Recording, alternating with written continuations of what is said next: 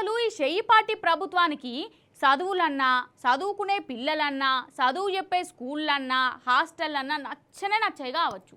Revanth sir CM కుర్చీలో కూర్చున్న కాంచెల్లి గురుకులం హాస్టళ్ల పరిస్థితి ఎట్లా మారిందో మనం కళ్ళారా చూసినాం కదా.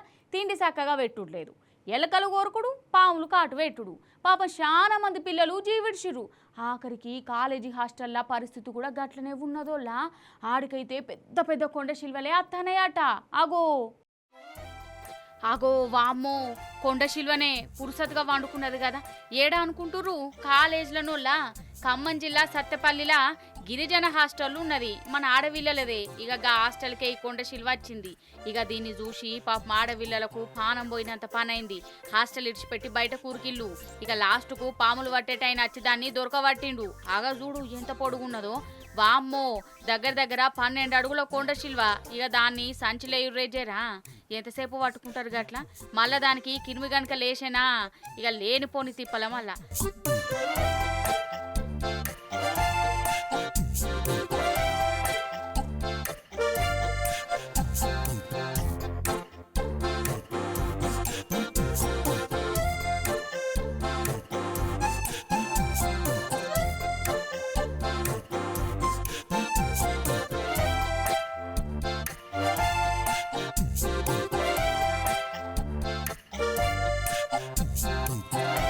కాదు, కాలేజీలకు హాస్టళ్లకు పాములు కొండ సిల్వలు అచ్చడేందోళ్ళ అసలే ఆడపిల్లలు ఎంత భద్రంగా చూసుకోవాలి.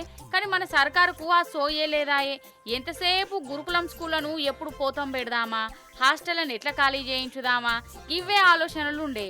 అందుకే వాళ్లకు ఎసొంటి తిండి పెట్టినా పాములు తేలు తిరిగినా మన సర్కారుకు సోయే ఉంటలేదు. గిట్లనే కోపానికి అత్తుర్రు ఇంట్లో చదివే పిల్లలు.